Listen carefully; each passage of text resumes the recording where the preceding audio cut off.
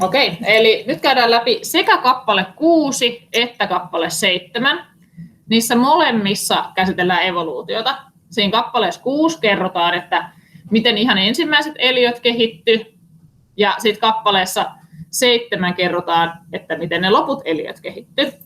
Ja aluksi elämä kehittyi meriin, eli ihan ekat eliöt kehittyi meriin. Nyt tämä kappale 6 kertoo siitä elämästä meressä. Silloin maalla ei vielä elänyt kukaan. Ja sitten kappale 7 kertoo siitä, että ensimmäiset eliöt siirtyi maalle elämään, ja sitten se kertoo niistä eliöistä, jotka eli maalla. Ja tietysti evoluutio ja koko maapallon toiminta on alkanut siitä, kun maapallo on syntynyt. Ja maapallo on syntynyt 4,6 miljardia vuotta sitten. Ja sitten jossain vaiheessa sille eka se oli kuuma planeetta ja sitten se rupesi jäähtymään ja sille kehittyy tuommoinen kiinteä kuori ja kaasukehä. Ei ehkä vielä ihan ilmakehä, mutta kaasukehä. Ja sen jälkeen vasta rupesi kehittyä sitä elämää, kun oli tämmöiset elämälle otolliset ikään kuin olosuhteet täällä maapallolla. Ja tosiaan ihan ekana oli hyvin yksinkertaisia eliöitä, meressä eläviä yksisoluisia eliöitä.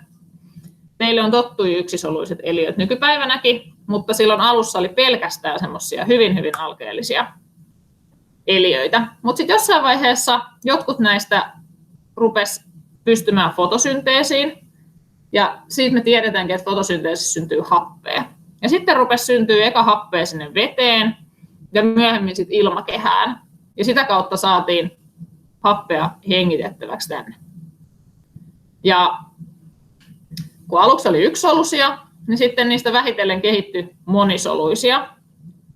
Ja tietysti ekana kehittyi selkärangattomat ja sitten myöhemmin vasta selkärankaiset eliöt.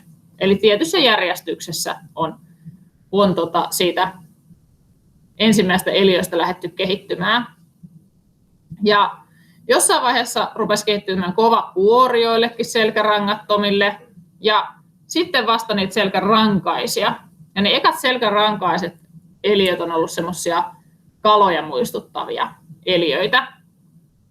Ja sitten tässä on että kilpailu ja saalistus nopeuttivat evoluutiota. Niin viimeksi me opeteltiin sitä evoluution perusideaa siinä, että ne, ketkä pystyy lisääntymään ne eliöt niin kuin mahdollisimman hyvin, niin niiden ominaisuudet lisääntyy siinä populaatiossa. Eli sellaiset, jotka sopeutuu hyvin, niillä on sellaiset ominaisuudet, jotka toimii ikään kuin, auttaa niitä selviytyy, niin ne yleistyy sen takia, että ne pääsee lisääntyä enemmän. Ja siihen liittyy ehkä tuo kilpailu, eli ne, ketkä pystyy vaikka paremmin hankkimaan ravintoa, niin pääsee enemmän lisääntyä. Ja saalistuskin osaltaan on nopeuttanut evoluutiota, eli jos ajattelette tämmöistä peto-saalis-suhdetta, että joku eläin syö toista eläintä, niin myös se saalis tavallaan muutti sitä evoluutiota sillä, että parhaiten, vaikka nopeiten juoksevat, pääsi parhaiten karkuun ja silloin ne pääsi parhaiten lisääntyä ja silloin tavallaan niiden ominaisuudet lisääntyi, jolloin voidaan sanoa, että nämä osaltaan on nopeuttanut evoluutiota, nämä eliöiden väliset suhteet. Eli tässä vähän tiivistettynä, tuossa kuvissa on tämmöistä niin kuin näkemystä, taiteilijan näkemystä, että minkälaisia ne eliöt on ehkä mahdollisesti evoluution alussa ollut. Fossiileista on voitu tutkia esimerkiksi, mutta täysin todellista kuvaa niistä ei välttämättä ole. Mutta tämä olisi aika helppo ehkä muistaa, että eka oli yksisoluisia, sitten tuli kyky fotosynteesiin, eli yhteyttämiseen, sitten tuli monisoluisia eliöitä, sitten tuli selkärangattomia ja selkärankaisia. Käydään tässä läpi myös se, että missä järjestyksessä niitä selkärankaisia esimerkiksi tuli. Noin. No sitten kun meret rupesi täyttymään, niin oli hyvä siirtyä maalle elämään, maalla oli hyvin tilaa, niin osa eliöistä pystyi sen syntyneen ilmakehän hapen avulla sitten siirtymään merestä maalle. Ja ensimmäisenä oli esimerkiksi tämmöiset sammakkoeläimet, jotka eli sitten vedessä ja maalla. Niin kuin nykypäivänäkin me tiedetään, että sammakot tykkää kosteesta ympäristöstä, mutta ne pystyy elämään maan pinnalla. Ja sen takia tuommoinen tyylikäs sammakko siellä piirretty. Ja tässä puhutaan myös vähän kasveista. Ehkä nyt on puhuttu vain eläimistä, mutta kasvithan on tietysti fotosynteesin kannalta jatkossa tosi tärkeitä. Mutta ensimmäisiä maalla eläviä kasveja ne oli sammaleet ja sanikkaiset. Ja sanikkaiset on tämmöinen kasviryhmä, jotka lisääntyy itiöillä. Tämä näyttää teille varmasti tutulta kuvalta. Näitä nykypäivänä tuolta metsästä löytyy. Niin voidaan ajatella, että ne on niitä vanhimpia kasveja. Sammaleet ja sanikkaiset. Mutta silloin aikojen alussa ne sanikkaiset muodosti valtavia metsiä. Eli ne oli ihan puiden korkuisia kasveja. Ja siellä sitten dinosaurukset iloisesti jolkotteli niiden saniaisten keskellä. No sitten oli tosiaan sammakkoeläinten lisäksi, niiden jälkeen tuli matelijat.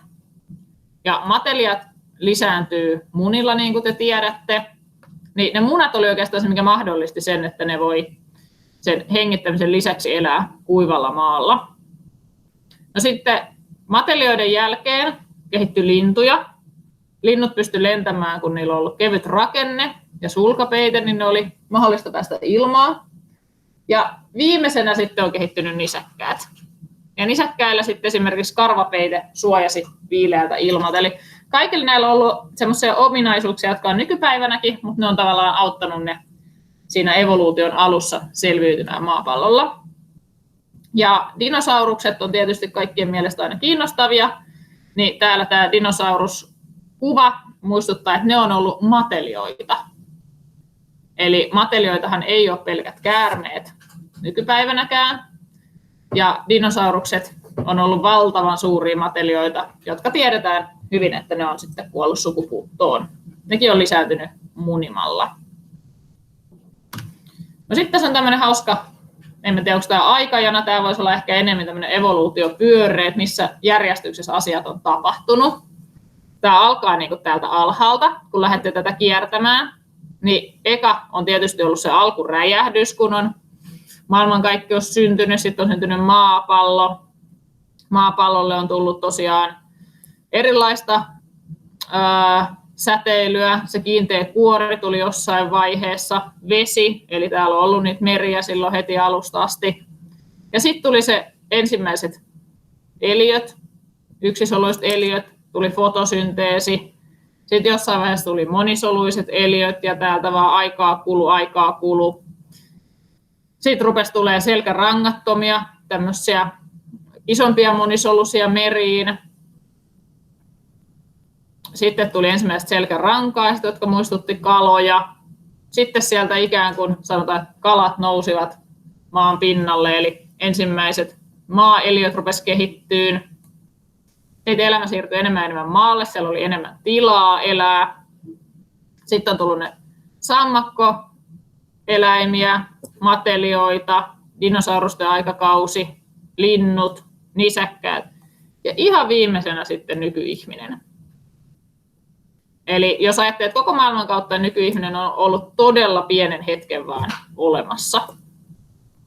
Eli täällä sanotaan, että nykyihminen kehittyi 200 000 vuotta sitten suunnilleen. Ja tässä on tämmöinen, näkyy ehkä vähän huonosti, mutta mä voin selittää vähän aikajanaa.